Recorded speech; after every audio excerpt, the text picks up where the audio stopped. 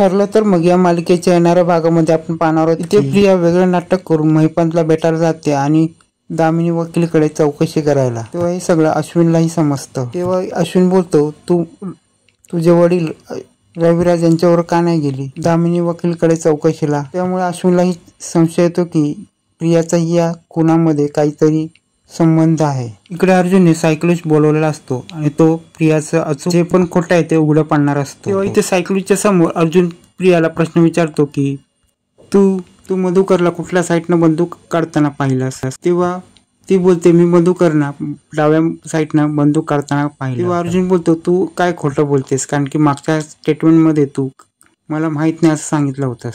तेव्हा इथे सायकोलॉजिस्टला समजलं असतं की प्रियाचे हावभाव आणि ते बोलते त्याच्यामुळे त्यांना समजतं की प्रिया ही सगळं साफ खोटं बोलते. तेव्हा इथे अर्जुन रविराजना बोलतो, तुम्ही तर चौकशीच्या वेळी तर आता होताच, त्यामुळे आता प्रियाचे जे पण आता स्टेटमेंट आहे ते आता कोर्टात देऊया. पण इथे रविराज खूप टेन्शनमध्ये असतात, कारण की सायकोलॉजिस्टमुळे आता प्रिया चांगलीच, कारण की सायकोलॉजिस्टने तिचं खोटं चांगलंच पकडलेलं असतं. इथे अर्जुन साईला बोलतो, आज तो दिवस आला, आपण सायलीचं सगळं खोटं या सायकोलॉजिस्टच्या मदतीने पकडलं आहे. इथे घरी आल्यावर प्रिया कांगाव करायला लागते आणि बोलते, मला ह्या लोकांनी खोटं पाडण्याचा प्रयत्न करत आहेत. तेव्हा इथे कल्पना बोलते, हे अर्जुन काय चाललंय. तेव्हा इथे प्रिया बोलते, मी सगळं चांगलं सांगायला, सत्य सांगायला सांगते, ह्यांनी लोकांनी मला खोटं पाडलंय. आणि तिथे एक माणूस सुप्त तज्ञ आलेला आणि त्यांनी मला खोटं पाडलं आहे आणि मी काय खोटी आहे का आणि मी वेडी आहे का, मला हा अर्जुन वेडी ठरवतो. इथे अर्जुन प्रियाला बोलतो, तू काय खोटं नाटक करू नको, मी आता सगळं आहे ते कोर्टात मांडणार आहे. तेव्हा इथे सायलीला आठवत येते, आज अनाथाश्रमाचा वर्धापन दिन आहे आणि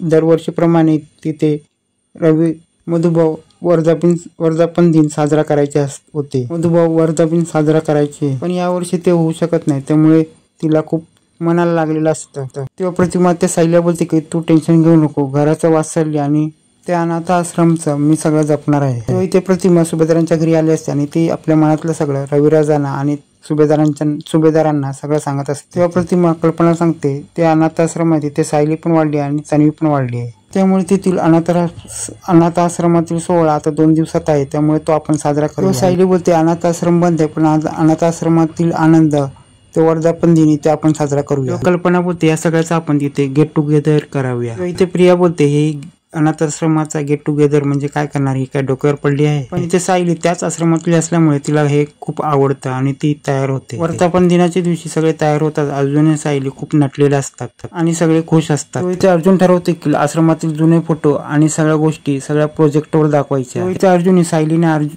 मधुभाऊंना खुश करण्यासाठी सायलीचे आणि मधुभाऊंचे जुने सगळे फोटो काढलेले असतात. तेव्हा सायलीला हे सगळं बघून खूप आनंद आलेला असतो आणि डोळ्यात अश्रू आलेले असतात. इथे प्रोजेक्टवर आश्रमातील मधुभाऊने आश्रम लहान कसं चालू केलं आणि सगळं प्रोजेक्टवर दिसायला लागतं. तेव्हा मधुभाऊंना ते पाहून खूप आनंद झाला असतो की मधुभाऊंना वाटलं की माझे पूर्वीचे फोटो पाहून त्यांना खूप आनंद झालेला असतो आणि त्यांचे पूर्वीचे दिवस त्यांच्या डोळ्यासमोर जात असतात, त्यामुळे त्यांना खूप आनंद वाटत असतो. पण त्या टायमाला तिथे फोटो तन्वीचा आणि प्रतिमाचा, पण त्याच टायमाला ते फोटो पाहून सगळ्यांना आनंद होतो. किंवा तन्वीचे लहानपणीचे फोटो पाहून सगळ्यांना आनंद होतो आणि तन्वी लहानपणी कशी दिसते सगळ्यांना बघायला भेटते. तेव्हा मधुभाऊ ते फोटो बघत असतात, पण प्रियाला खूप भीती वाटत असते की मधुभाऊनी ते फोटो पाहिल्यानंतर त्यांचं तोंड उघडेल म्हणून. तेव्हा मधुभाऊ बोलतात, ही क्लिप हा व्हिडिओ थांबवता का. तेव्हा मधुभाऊ बोलतात, ही तुमची तन्वी बोलतात, पण ही तन्वी नाही, ही आश्रमात आलेली माझी लहानपणीची साऊबाळ आहे. तेव्हा रविराज धक्का बसतो आणि बोलतात, ही काय बोलते, ही तर तन्वीचा फोटो आहे. मधुभाऊ बोलतो, पुढचे फोटो दाखवा. तेव्हा पुढचे फोटो दाखवल्यानंतर तिथे फोटो येतो प्रियाचा आणि ती प्रिया लहानपणीचा एका